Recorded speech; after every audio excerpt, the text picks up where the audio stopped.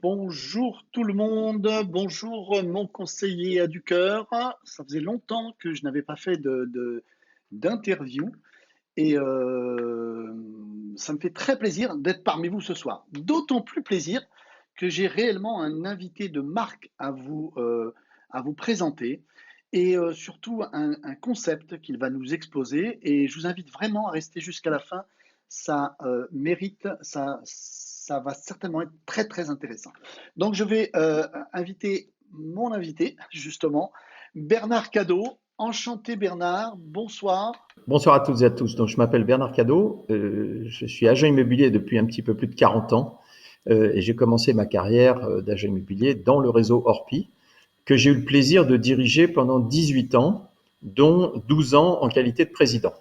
Et dès le départ, j'ai compris l'importance, je peux vous le dire maintenant, mais au tout début de ma carrière, puisque j'avais monté mon agence, cette notion de partage de mandat, elle a été absolument déterminante parce que j'ai réussi à réaliser mon premier chiffre d'affaires en partageant des mandats avec mes confrères. Donc, inutile de vous dire que il y a très très longtemps que je suis convaincu du bien fondé du partage des mandats exclusifs, des mandats en général, mais des mandats exclusifs en particulier.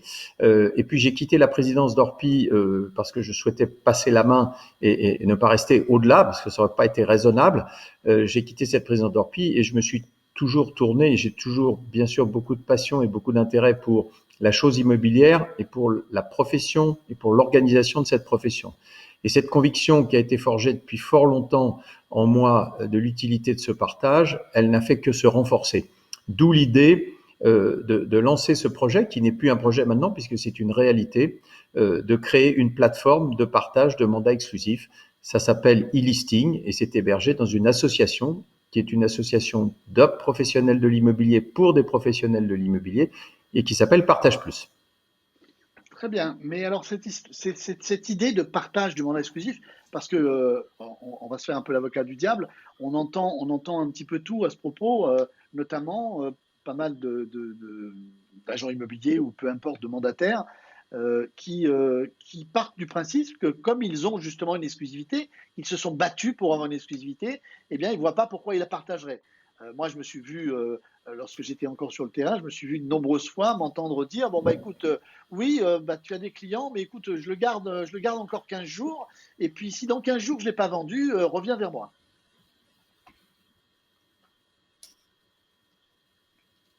Oui, alors ben, c'est tout à fait exact et j'allais dire que c'est humain parce que faire signer un mandat exclusif, c'est quelque chose d'important, c'est quelque chose qui demande beaucoup d'énergie, beaucoup de compétences aussi.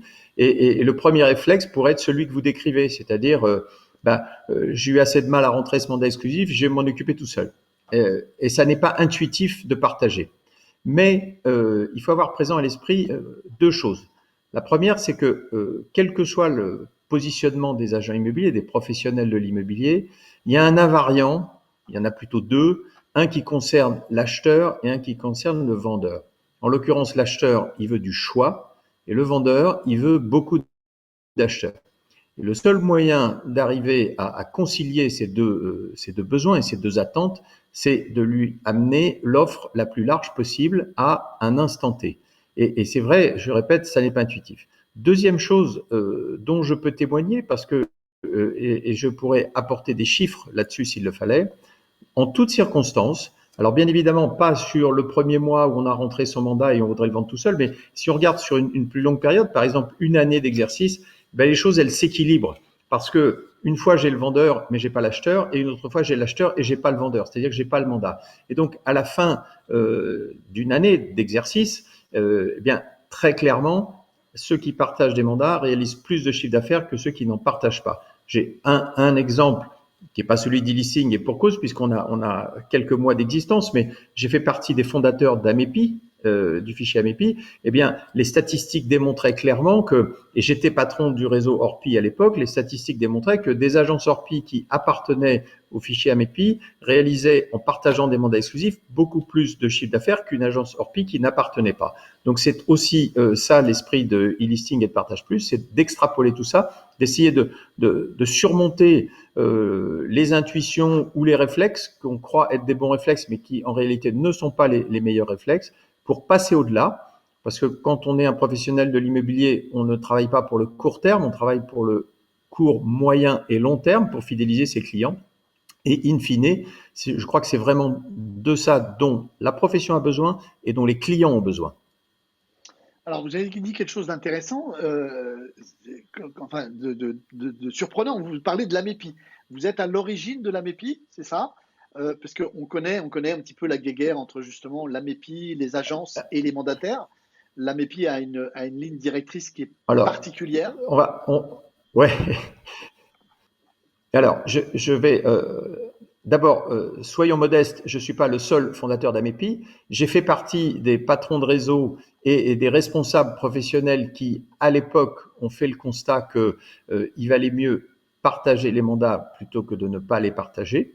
C'était l'école d'Orpi. C'était aussi, si on regarde outre-Atlantique, ce qui se passait et ce qui se passe encore aux États-Unis avec ce qu'on appelle les MLS, c'est-à-dire les fichiers communs partagés. Et nous nous sommes tous réunis un jour avec une ambition qui était de constituer au niveau national un fichier global et unique de partage de mandats exclusifs qui rassemblerait toute la profession. Force est de constater, au bout d'une quinzaine d'années d'existence, que toute la profession n'est pas présente sur AMEPI pour différentes raisons, et il ne m'appartient pas de porter un jugement là-dessus, c'est factuel. Il y a autour de 4000 agences qui sont adhérentes à AMEPI. Ça représente, je pense, entre 15 et 20 000 collaborateurs commerciaux sur le terrain. Et lorsqu'on fait le recensement de toutes les forces commerciales qui existent aujourd'hui sur le marché français, on arrive autour de 120 000. Donc, on voit bien qu'il y a un déficit entre, je dirais, à peu près 20 000 collaborateurs commerciaux et collaboratrices qui sont sur le terrain et qui sont dans un système comme AMEPI, et puis les autres qui ne sont finalement nulle part. Alors, il y a d'autres systèmes de partage, mais voilà. Donc, l'idée n'est pas de dire AMEPI est une solution ou une organisation concurrente. L'esprit et la volonté et la stratégie qui est la nôtre depuis le début, c'est de dire rassemblons-nous, fédérons tous les systèmes de partage, parce que tous ces systèmes ont un sens. Par définition, puisqu'on partage des mandats exclusifs, il n'y aura pas de redondance, et au contraire, et on reviendra au schéma que je décrivais tout à l'heure, qui est de dire que l'acheteur veut du choix et le vendeur veut des acheteurs. Et si tout ça, ils peuvent le trouver à un seul endroit, eh bien tout le monde en sera le bénéficiaire. Donc c'est aussi un argument de prise de mandat, si je comprends bien.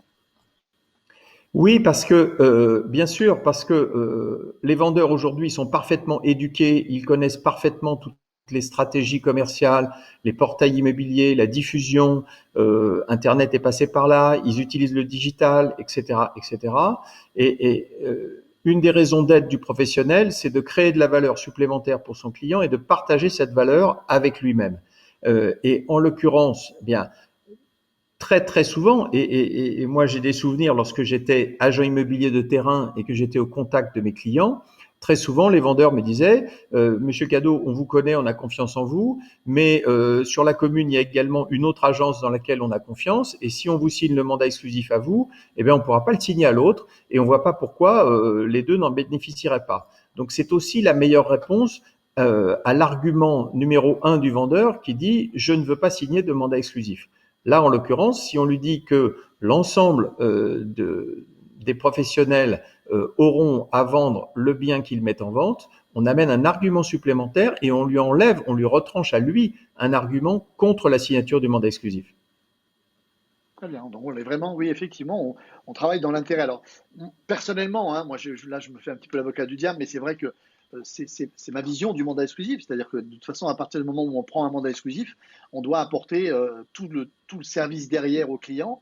Et effectivement, si un confrère a un acquéreur, on a moi, je vais jusqu'à dire c'est un devoir. On aurait le devoir de partager et de ne pas faire de rétention, puisque la rétention peut mener, on sait quand il y a un acquéreur, et des fois, il peut y avoir, ça peut prendre énormément de temps avant qu'on ait un second acquéreur. Alors, moi, je vais rebondir sur ce que vous venez de dire parce que c'est très important. Aujourd'hui, les vendeurs, ils ont toutes les bonnes raisons de se passer des professionnels de l'immobilier parce que via Internet, on leur propose des tas de solutions pour se débrouiller tout seul. Je fais un petit rappel quand même. notre profession maîtrise 65% seulement de parts de marché. Donc il y a 35% du marché qui n'est pas intermédiaire.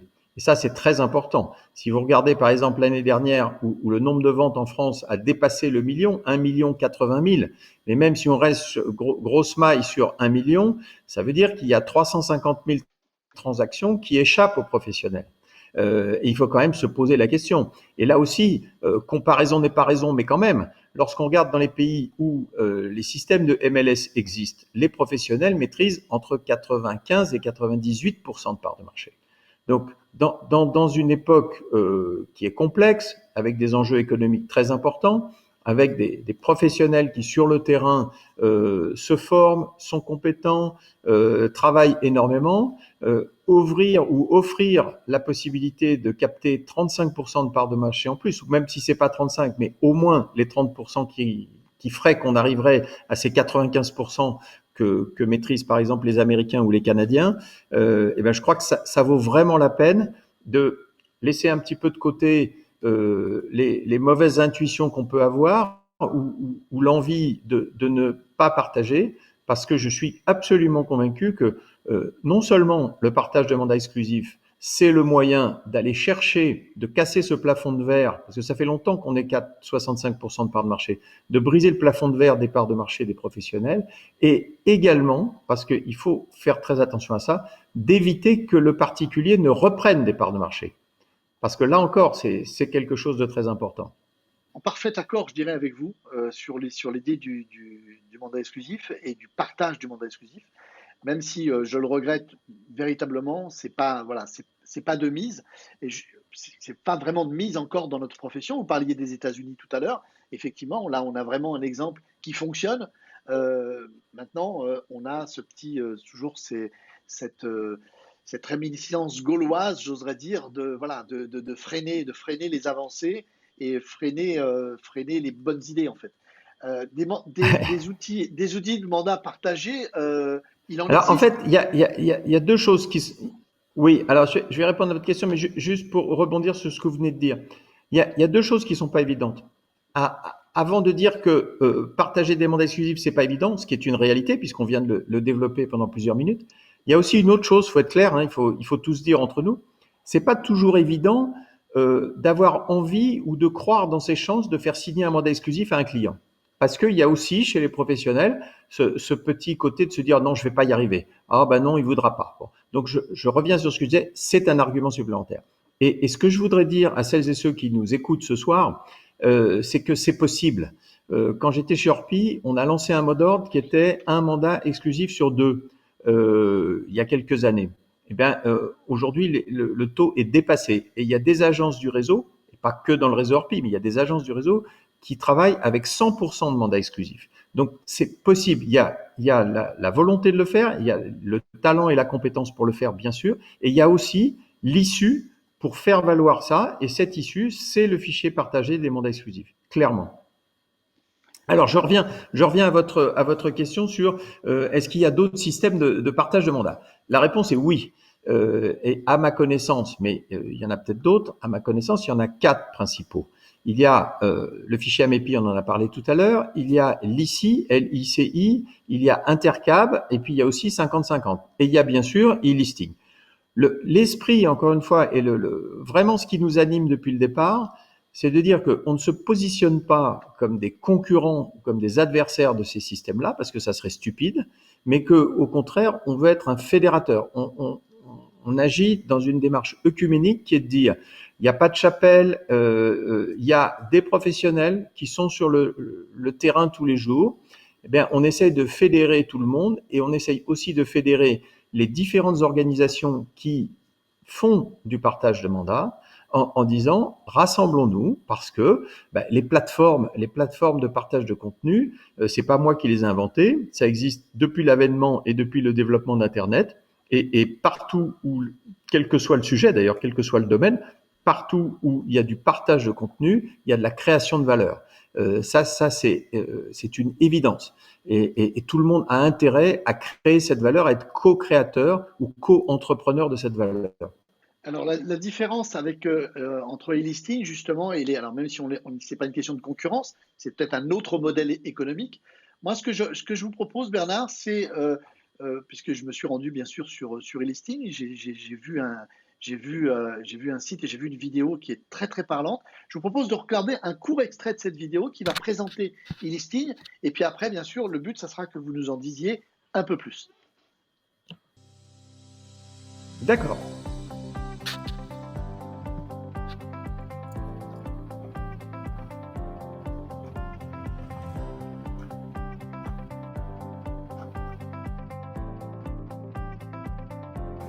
E-listing est un outil 100% entre agents, géré par une association indépendante, Partage Plus. C'est d'abord un état d'esprit, dans l'intérêt commun de la profession, en fédérant les systèmes existants, plus toutes celles et tous ceux qui aujourd'hui ne partagent rien avec personne.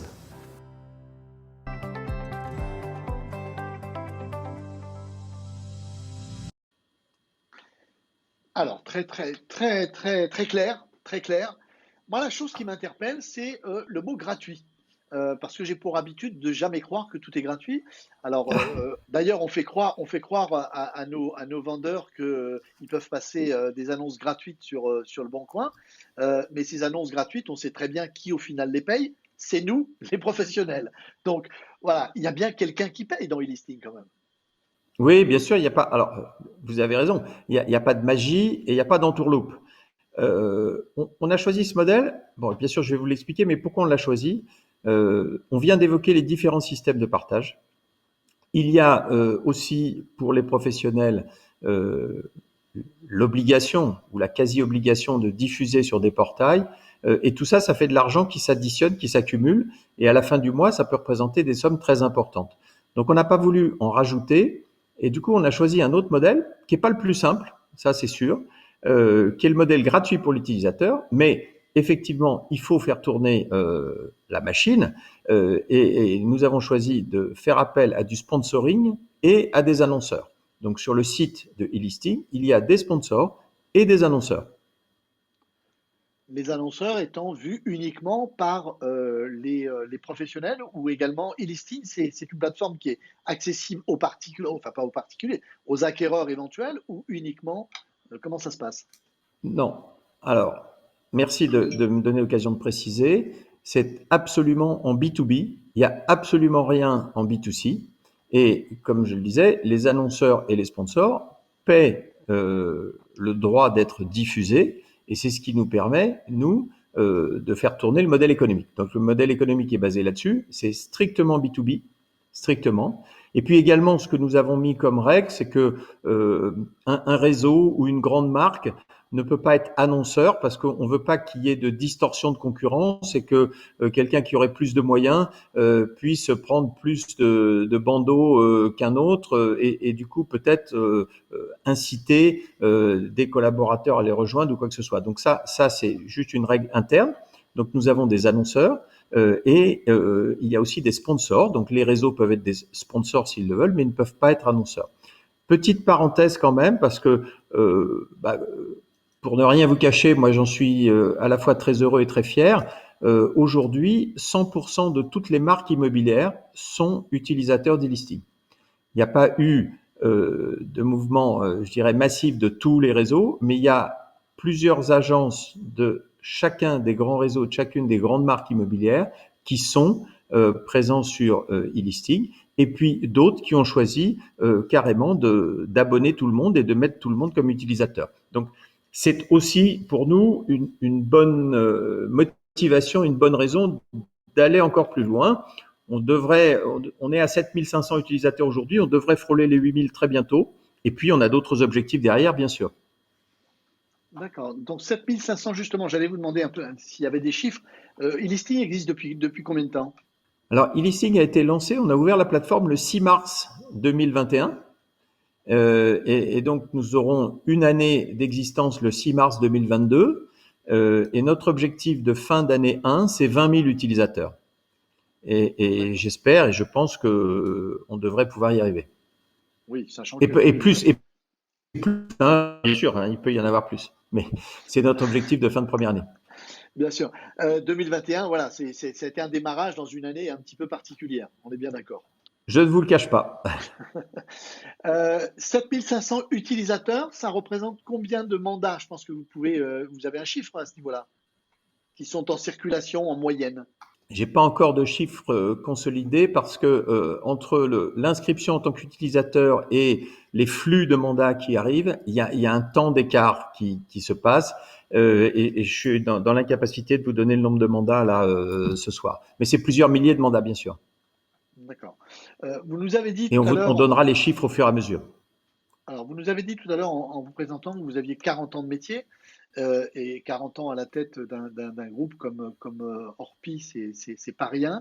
Quelle est votre vision? On va essayer d'élargir un peu. Quelle est votre vision aujourd'hui du métier par rapport aux transformations qui ont eu lieu, puisque le métier a évolué, les modèles économiques ont évolué aussi. Quelle est votre vision un petit peu par rapport à ça?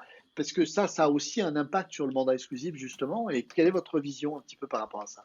Alors, rectification, je ne suis pas resté à la tête d'Orpi pendant 40 ans. Hein. Non, non, non, C'est c'est pas ce que j'ai 18 dit. Non, non. années, dont 12 années de présidence. 40 ans, c'est mon appartenance de... oui, oui, mais c'est pas grave. Alors, bon, le regard que je porte sur l'évolution du métier, d'abord, c'est que il y a eu une accélération, pour pas dire une révolution sur une durée très courte, sur les 5 voire 10 ans qui viennent de se passer, mais surtout sur les 5 dernières années, c'est très net où les systèmes traditionnels ont été challengés. Bien sûr, l'arrivée d'Internet et du digital y est pour quelque chose. Ça, c'est le premier point, c'est une évidence.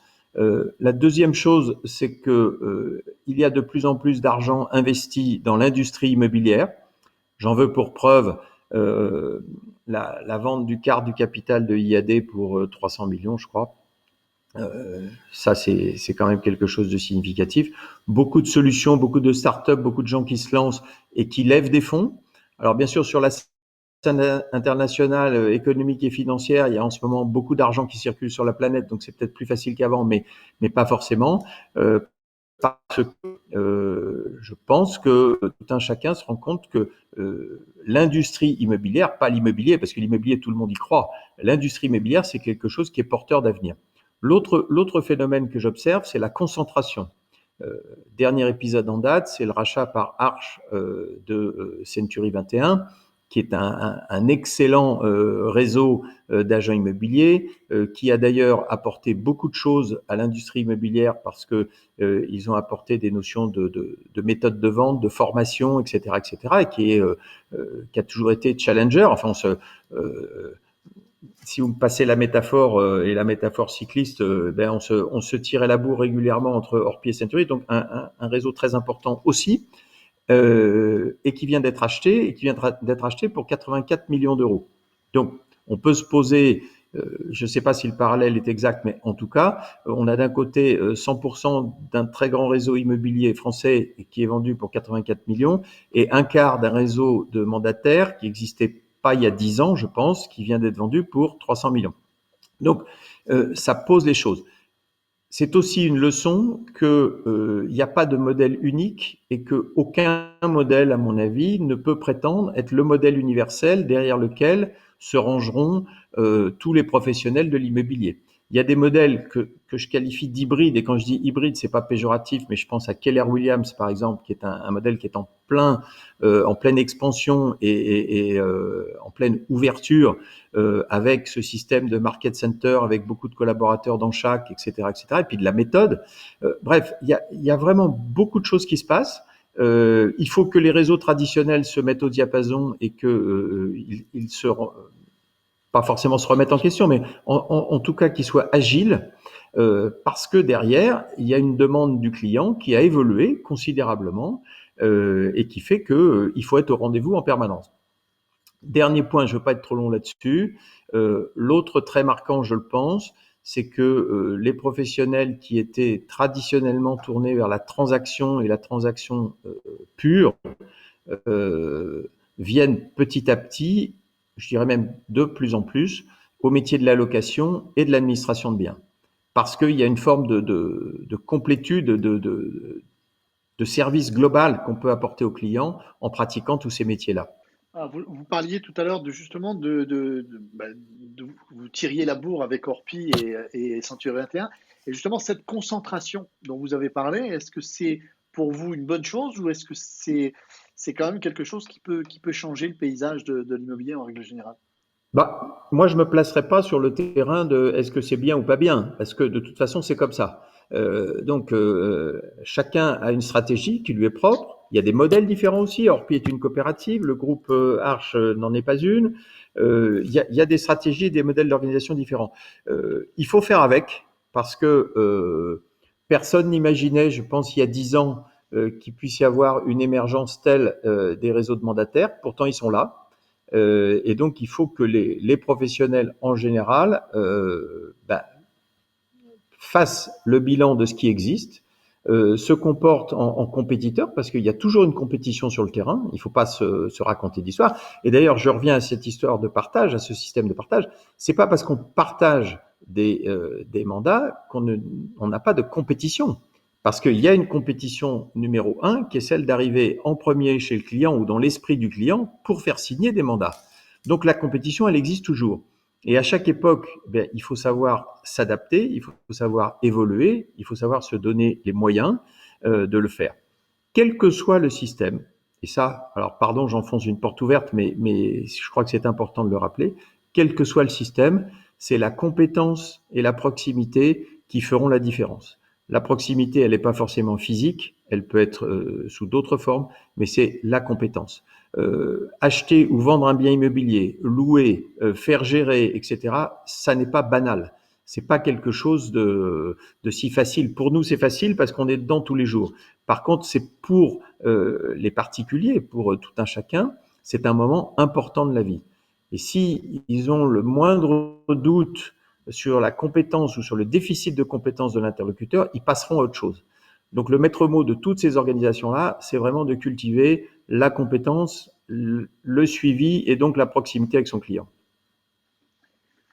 Et d'après vous, pour revenir un petit peu sur le sujet qui nous intéresse aujourd'hui, le partage de mandats et e-listing notamment, d'après vous, même si vous y contribuez, est-ce que vous pensez qu'on peut un jour aboutir ou au moins se rapprocher d'un modèle comme les États-Unis, puisqu'on en a parlé tout à l'heure, ou est-ce qu'on se dirigera toujours sur un modèle hybride ou différent et qu'on n'arrivera jamais alors c'est peut-être une bonne occasion aussi de donner votre analyse, puisque je pense que vous êtes penché aussi sur les États-Unis, du fonctionnement des États-Unis, l'analyse sur leur méthode de travail et sur Je connais bien. leur système. Alors, d'abord, il faut pas vouloir faire du copier-coller de ce qui existe aux États-Unis parce que ça n'a pas de sens, parce qu'ils n'ont pas la même culture, ils n'ont pas la même approche. Je pense à une chose, entre autres. Chez nous, le mandat exclusif, c'est 3 mois. Chez eux, c'est 6 mois ou 1 an ou plus. Et on travaille pas les choses de la même manière. Néanmoins, il faut regarder ce qui fonctionne ailleurs et essayer. Et moi, je suis d'abord, j'adore les États-Unis et professionnellement, je m'y suis toujours beaucoup intéressé parce que j'ai toujours considéré qu'il n'y avait pas de hasard et que s'ils maîtrisaient 98% de marché, il y avait bien une raison à cela. Donc, regardez ce qui se passe et pourquoi ça se passe. Effectivement, on peut tirer la quintessence de ce qui existe à l'extérieur et l'importer en France sans faire de complexe, parce qu'il n'y a aucune raison de faire des complexes par rapport à ça, et de regarder. En l'occurrence, ce qui s'est passé avant Internet, parce qu'il y a un avant Internet et un après, et un pendant la naissance. Le avant Internet, ils ont compris assez rapidement que, puisqu'ils avaient assez de facilité à faire signer des mandats exclusifs, parce qu'ils amènent une vraie valeur à leurs clients, parce qu'ils vont jusque à ce qu'on peut appeler de la conciergerie aujourd'hui, parce que ils ont le temps de travailler les affaires, parce que leur durée de mandat est plus importante, etc., etc. Ils ont eu l'idée de mettre tout ça en commun sous format papier, parce que c'était comme ça à l'époque, et de travailler ensemble et de travailler ensemble sur le terrain en faisant des visites d'affaires en commun, etc., etc. Et ils ont démontré à leurs clients que ça pouvait être efficace. Et autre système qu'on n'a pas complètement importé chez nous, en principe, une personne s'occupe du vendeur, une autre personne s'occupe de l'acquéreur. Et rarement, voire jamais, une personne pour le vendeur et l'acquéreur en même temps. Donc tous ces concepts-là les ont amenés à maîtriser le marché. Et puis est arrivé Internet. Et moi, je me rappelle très bien avoir assisté lors d'un voyage d'études au moment de l'émergence de l'Internet vers le civil ou vers le commercial, sur place là-bas aux États-Unis, avec des associations de consommateurs qui ont essayé de reprendre la main parce que Internet promettait de pouvoir tout faire tout seul de chez soi. Et ils n'y sont pas parvenus parce que les agents immobiliers étaient suffisamment forts, suffisamment aguerris, suffisamment solidaires, même s'il y a beaucoup de compétition commerciale là-bas, pour démontrer que vendre un bien immobilier, ça passait par un professionnel obligatoirement. Et donc, ils sont repartis sur le même trend après Internet et ils maîtrisent aujourd'hui toujours 98% de part de marché. Donc, oui, il faut regarder ce qui se passe à l'extérieur. Il ne faut pas forcément tout importer, mais prendre ce qui est bon et adaptable chez nous. Et puis enfin, moi, je suis un éternel optimiste. Le verre est toujours à moitié plein, il n'est jamais à moitié vide. Et je ne désespère pas qu'un jour ou l'autre, on puisse fédérer tous ces systèmes-là. Alors, j'espère que ça sera par conviction plutôt que par obligation, mais je pense qu'on est à un tournant et que on sait maintenant que partager des mandats, c'est vertueux. On sait aussi qu'il y a une forme de menace du particulier. Franchement, le PAP aujourd'hui, ça ressemble plus à une agence en ligne que au PAP que j'ai connu moi au début de ma carrière. Donc il y a un danger potentiel de reprise en main d'une partie du marché. C'est pas le moment de lâcher l'affaire. Et je pense qu'on va y arriver. Les mentalités, c'est vrai que les mentalités, elles ont toujours du mal à évoluer parce qu'on est des humains. Le frein au changement, ça existe. On a ces petites habitudes. Je discutais, j'ai la chance d'avoir beaucoup de copains et d'amis parmi les agents immobiliers, les professionnels. Et il n'y a pas si longtemps que ça, j'étais dans une région dont je vous tairai le nom, mais le confrère me disait, tu te rends compte, on n'a que 3 mandats, on va pas les partager. Et ma réponse, c'était de lui dire, mais est-ce que tu penses aux 3 autres mandats que tu n'as pas et que tu pourrais peut-être avoir pour satisfaire tes clients? Parce que c'est ça le sens du partage. Et c'est vrai que la première idée de base, c'est de dire, j'en ai que 3, je les garde pour moi. Ma réponse, c'est de dire, si l'autre à côté, il en a 3, à vous deux, ça en fait 6. Et sur 6, vous pouvez peut-être faire 5 ventes. Tout à fait, très bon raisonnement, effectivement. Est-ce que vous pensez que la complexification, je dirais, de l'immobilier en France, comme on la voit évoluer, parce qu'il y a ça aussi aujourd'hui, peut justement contrarier le PAP et je veux dire, du fait que c'est de plus en plus compliqué, qu'il y a de plus en plus d'administratifs. Est-ce que vous pensez que c'est une bonne chose ou est-ce qu'au contraire, c'est quelque chose qui a alourdi les choses et qui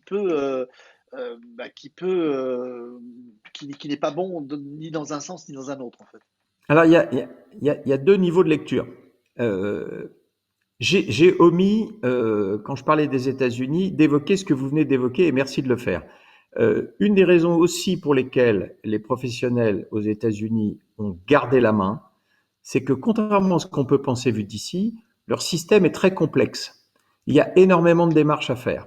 Ça se fait vite, mais il y a beaucoup de choses à faire. Et il y en a tellement à faire, et tellement de diagnostics, et tellement de ceci, et tellement de cela, que les gens veulent pas s'en occuper tout seuls, et que le professionnel le fait à leur place. C'est aussi une des raisons. Donc, plus c'est compliqué, mieux c'est pour l'agent immobilier, parce que c'est une vraie opportunité de se rendre indispensable aux yeux de son client. Et là aussi, c'est une autre opportunité, c'est de faire le tri entre les bons et les mauvais. Parce que les mauvais professionnels ne feront pas le travail qu'il faut par rapport à toutes ces obligations, toute cette complexité administrative, juridique, fiscale et tout ce que vous voulez, alors que les bons professionnels feront cette différence-là et pourront émerger. Ça, c'est le premier niveau de lecture. Après, au deuxième niveau de lecture, si on pense marché global, c'est vrai que la France est un pays qui est épouvantablement normé, réglementé, etc., etc. Mais on va pas refaire le monde. On est dans ce monde-là, dans ce pays-là, avec ces contraintes-là. Profitons de cette solution-là pour durablement, parce que il y a un côté aussi important à mes yeux, c'est la relation durable avec un client. Il ne s'agit pas de faire signer un mandat une fois, de faire une vente, puis hop, c'est fini. C'est plus on va s'affirmer comme étant l'interlocuteur incontournable pour ces solutions immobilières, eh bien, plus on aura une relation durable et plus on pourra aller vers ce système-là. C'est un tout. Il faut être patient. Voilà. Alors, personnellement, je réfléchis exactement comme vous. C'est-à-dire que je pars du principe on a un écosystème dans lequel on doit évoluer et que avant de vouloir remettre l'écosystème en cause, il faut s'adapter à cet écosystème. Et le fait de s'adapter fera peut-être évoluer les choses, justement, parce qu'à un moment ou à un autre, on s'apercevra que l'écosystème, oui, il peut être changé. Mais ce n'est pas individuellement et ce n'est pas nous, à notre échelle, de remettre l'écosystème, c'est de savoir s'adapter. Par contre, vous avez dit quelque chose qui est très juste et qu'il faut quand même soulever, c'est que vous disiez tout à l'heure, c'est complexe aux États-Unis, mais les choses se font rapidement. Ce qui n'est pas toujours le cas dans notre pays, où les choses se font assez difficilement. Et je crois que les notaires, on va pas les attaquer ici, c'est pas les seuls non plus, mais les notaires en Oui, sont la preuve. C'est quand même très compliqué non. aujourd'hui. Ben, oui, il faut apporter de la fluidité. Il n'y a pas surtout à l'heure d'Internet. Bon, effectivement, vous avez raison. On va pas dire la faute à qui. Il y a eu la Covid, peut-être que ça a bon dos, j'en sais rien. Il y a eu des réductions de personnel ici ou là. Toujours est-il que c'est vrai que c'est compliqué. Que ce qu'on constate sur le terrain, c'est que le délai de réalisation entre l'acte sous seing privé et l'acte authentique, c'est un délai qui augmente. Mais je voudrais juste parce que je voudrais vous citer une anecdote personnelle sur le thème de il n'y a pas de fatalité et la réglementation peut nous aider. Moi, j'ai démarré ma carrière d'agent immobilier en 1979, 79-80. Et une de mes premières réunions professionnelles, c'était pour évoquer la condition suspensive d'octroi de prêt dans les actes sous seing privé. Et tous les vieux agents immobiliers qui étaient autour de la table nous disaient le métier est foutu, c'est mort, on arrête tout parce que si maintenant il faut mettre une condition suspensive de prêt dans un acte authentique, où va-t-on? Inutile de vous dire que moi je suis ressorti de cette réunion, j'étais très meurtri et très déçu en me disant qu'est-ce qui va m'arriver alors que je viens de démarrer. Et puis en fait, il s'est rien passé.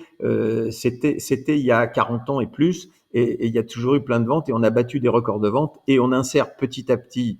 Et je vais juste terminer là-dessus. Des normes et de la réglementation qui vient en plus. Alors oui, c'est pas toujours marrant et pas toujours évident, mais en même temps, il faut contrebalancer avec cette opportunité que ça représente vraiment pour le professionnel. J'arrête là-dessus. Alors là aussi, on se rejoint énormément. Le nombre de fois où on a entendu effectivement le métier est foutu, un nouveau modèle économique qui arrive, le métier est foutu, une nouvelle loi qui sort, le métier est foutu. Oui, bon, on sait aussi qui en règle générale a ce genre de réflexion. Des gens qui ont du mal à s'adapter, on en parlait tout à l'heure, des gens qui ont du mal à évoluer. Quand je dis évoluer, c'est pas dans le sens d'intellectuel, mais professionnellement, d'évoluer professionnellement, c'est toujours très compliqué. On vit tous dans une zone de confort et on n'aime pas en sortir. Mais voilà, si le métier n'avait pas évolué aujourd'hui et si effectivement il n'y avait pas, on en parlait tout à l'heure, cette complexification qui arrive aussi hein, aujourd'hui, peut-être on perdrait encore énormément de parts de marché. Entièrement d'accord là-dessus. Euh, on va peut-être revenir un peu à e-listing. Comment ça fonctionne exactement? Je veux dire, là, aujourd'hui, Oui. on a l'adresse du site qui défile au-dessous de nous. Si les gens arrivent sur e-listing, voilà, déjà, on est bien d'accord, ils vont pas devoir sortir leur carte bleue. Donc ça, c'est déjà le premier, on peut les rassurer là-dessus. Ah, C'est oui, c'est ça c'est important. certain. De nos Ils n'ont jours, pas la carte bleue à c'est sortir. important. Par, on est d'accord. Au risque de me répéter, e-listing c'est gratuit pour les utilisateurs. Donc on va sur le site et plateforme. Et à partir de là, vous pouvez faire différentes choses. D'abord, regardez ce qu'il y a, bien sûr, sur la zone de chalandise qui vous intéresse. En fonction de vos clients, pouvoir sélectionner des biens et demander à vos confrères la possibilité de les visiter. Pour ça, vous avez des créneaux de visite que vous pouvez proposer. Le confrère va vous répondre si c'est possible ou pas possible et vous allez fixer un rendez-vous avec lui ou avec elle, bien sûr, pour faire la visite avec votre client. Lorsque vous serez sorti de cette visite avec des mots très simples et qui sont déjà pré-imprimés, vous pouvez donner une première tendance sur le compte-rendu de la visite, parce qu'on insiste bien sûr beaucoup, le compte-rendu de visite est quelque chose de très important. Et derrière, vous pouvez éventuellement transmettre une offre à votre confrère. La règle d'or, c'est que c'est celui qui tient le mandat qui garde la main avec son client vendeur, en toutes circonstances. Mais de l'autre côté, il y a des professionnels qui ont des acheteurs, donc il faut pouvoir transmettre des offres. On demande que l'offre soit transmise dans des délais les plus courts possibles et qu'il y ait un retour de cette offre dans les meilleurs délais également. Lorsque vous arrivez aussi sur la plateforme, il y a une chose qui est importante, j'en ai tiré des leçons, là aussi de l'expérience d'Amepi notamment, sur le partage des honoraires. Vous pouvez régler en tant qu'apporteur de l'affaire et affaire par affaire, vous pouvez régler la jauge de 70 à 30. Pourquoi cette somme? Parce que on considère que il peut y avoir des mandats exclusifs qui ont demandé beaucoup de travail, beaucoup de peine, qui sont pas évidents à rentrer. Ça fait des mois et des mois qu'on travaille et ce mandat arrive et on pourrait avoir une éventuelle tentation de se dire celui-là, je le mets pas dans la base. Or, on sait bien que ce qui est important, c'est que tous les mandats soient mis dans la base et que tous les mandats soient partagés parce que c'est ce qui fait la qualité de cette base. Donc, on a donné la possibilité à l'apporteur du mandat de mettre la jauge à 70% en disant aux autres, ben, moi je veux bien partager avec vous, mais si on fait une affaire ensemble, vous n'aurez que 30% parce que j'estime que pour cette raison-là, j'ai droit à mes 70. À l'inverse, si je suis en fin de mandat, que pour X ou Y raison, ça s'est pas vendu et que si c'est pas vendu, je vais perdre une autre affaire derrière ou que mon client sera mécontent, je vais pouvoir faire la promotion de la vente de ce bien en offrant 70% de répartition de commission à celui qui vendra l'affaire et moi je garderai que 30. Et puis entre les deux, je peux mettre la jauge comme je veux. Parce qu'on pense que c'est beaucoup plus souple et que les plus gros apporteurs de mandats, notamment dans les réseaux, mais pas seulement dans les réseaux, les plus gros apporteurs de mandats pourraient se lasser en disant c'est toujours les mêmes qui rendent des mandats et qui finalement, les autres ne jouent pas trop le jeu. Donc ça, c'est un point qui est important pour nous. On a voulu également que ça soit le plus simple possible, le plus fluide possible. Il y a de la messagerie instantanée, vous pouvez communiquer les uns avec les autres. Vous avez aussi, bien sûr, tout fonctionne sur smartphone, hein, c'est évident. Vous avez sur les smartphones une possibilité de réalité augmentée qui s'appelle Show.me. Cette réalité augmentée, elle vous permet, lorsque vous sortez d'une visite avec des clients, de regarder autour de vous s'il y a d'autres biens à vendre qui sont dans la base et de les proposer à vos clients si, par exemple, la visite a été déceptive et qu'ils préfèrent autre chose. Donc, on est toujours en recherche de cette amélioration-là parce que ça nous paraît particulièrement important. Le système, ça a été dit dans la petite vidéo que vous avez eu la gentillesse de repasser tout à l'heure. Le système, il est également ouvert à l'international. Nous aurons d'ici la fin de l'année des confrères étrangers qui pourront apporter leur mandat et également apporter des acquéreurs à des confrères et des consoeurs français. Il y a une version anglaise, bien sûr. Voilà, on a vraiment essayé de faire que ça soit un outil le plus simple possible, le plus compréhensible possible pour que les gens aient envie de s'en servir. Et puis, dernier point, parce que eu égard à ma longue expérience, je suis enthousiaste, optimiste, mais pas naïf, et je sais qu'il peut y avoir des conflits, et que parfois, pour de bonnes ou de mauvaises raisons, on peut avoir envie de mordre un petit peu la ligne. Et en l'occurrence, nous avons créé un système de notation entre les professionnels. Sur est-ce qu'il y a eu de la réactivité, est-ce que j'ai eu les clés quand je voulais, est-ce que j'ai pu, est-ce que mon offre a été transmise, est-ce qu'elle a été défendue, etc. Est-ce que, en gros, est-ce que tout le monde joue le jeu? Et ça, ce sont des notes comme TripAdvisor ou comme n'importe quelle plateforme aujourd'hui qui est notée. Et si jamais, bien sûr, on ne le souhaite pas, mais on sait que ça fait partie du monde. Si jamais il y a un conflit un jour entre deux utilisateurs, il y a ce que nous appelons un collège contrôle, qui est un collège qui sera destiné justement à regarder ce qui se passe et à trouver des solutions ou à trancher éventuellement. Et ça peut aller jusqu'à l'exclusion. On n'est pas là pour faire du volume et pour se gargariser en disant il y a tant de milliers d'utilisateurs et encore tant et encore tant. S'ils jouent pas le jeu et s'ils sont pas des bons professionnels, il n'y a aucune raison qu'ils restent sur cette plateforme. On y tient beaucoup, aussi bien sur la qualité des mandats que sur la qualité du comportement des utilisateurs. Mais effectivement, on est vraiment sur le produit du partage, le produit rêvé. Et sincèrement, j'invite ceux qui nous regardent. Alors, on a eu d'énormes problèmes techniques, hein, énormes problèmes techniques, donc je ne sais pas ce que ça va donner, mais peu importe. Ce que je vous propose, je sais qu'on est encore en direct là, ce que je vous propose, on va faire une vidéo de tout ça où on refera une interview qu'on pourra mettre à la disposition. Mais sincèrement, je suis personnellement, et je pense que beaucoup de gens me connaissent, je suis sincèrement très séduit et j'ai vraiment très envie de tester et d'avoir des retours d'utilisateurs de cette plateforme parce qu'elle est comme je n'aurais pas osé l'imaginer. On va tout faire pour qu'il y ait un maximum de gens qui puissent bénéficier, parce que c'est ça en fait le maître mot, c'est pas utiliser, c'est bénéficier de ce système. Donc je vais mettre vous parliez de la petite vidéo tout à l'heure, bien évidemment ça n'était qu'un extrait de la vidéo. Il y a une vidéo, elle est beaucoup plus longue et elle est très explicative. Oui. Donc je vais la mettre accessible depuis le live ou la vidéo, parce que sincèrement, je ne sais pas du tout ce que ça va donner. Je tiens à vous remercier pour cette invitation. Vous avez dû comprendre que je suis quelqu'un de passionné par tout ce qui touche au logement, à l'immobilier, à l'industrie immobilière, et encore plus convaincu du bien fondé de tout cela. Et quand je prends des exemples hors immobilier, je vois bien que c'est le sens de l'histoire. Regardez, le dernier en date, c'est Salto, c'est cette plateforme de partage entre des chaînes de télévision absolument concurrentes, et pour autant, ils créent du contenu en commun, accessible aux clients. Donc, oui à la compétition. Il n'y a aucune raison que e-listing n'empêche pas la compétition. Simplement, il y a un moment, il y a des tournants comme ça, je pense, dans la vie, dans les métiers, dans les industries. Il y a des tournants où il faut se dire, laissons de côté certaines choses qui font peut-être pas forcément plaisir parce qu'on n'a pas envie de tout partager avec tout le monde, et regardons objectivement quel est l'intérêt et quel est l'avenir. Et je suis vraiment convaincu que c'est dans cette direction-là qu'il faut aller. Mais merci beaucoup, merci. Bernard, et je suis à disposition, bien sûr, pour revenir en discuter avec qui voudra bien le faire.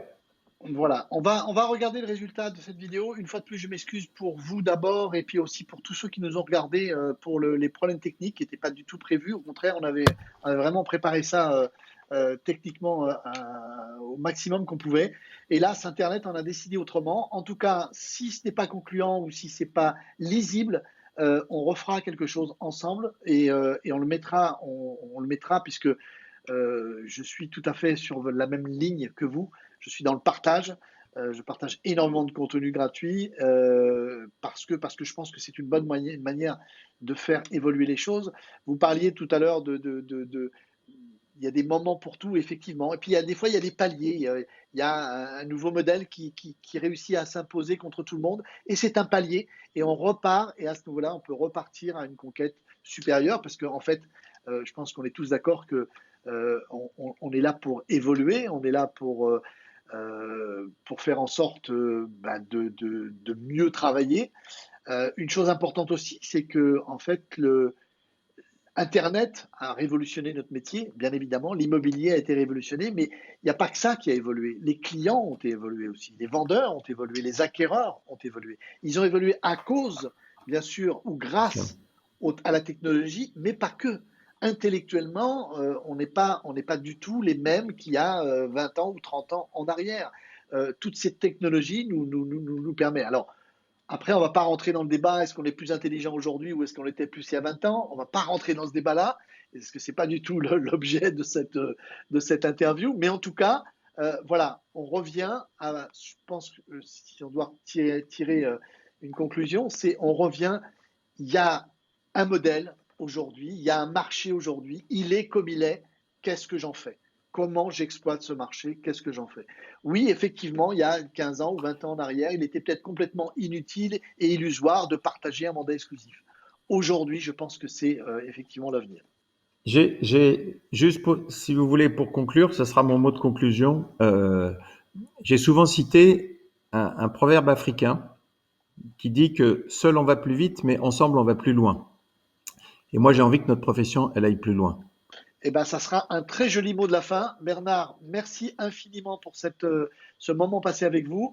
Et on aura l'occasion, tous les deux, c'est sûr, de se recontacter. Et de rectifier ce loupé, si c'est un loupé au niveau technique.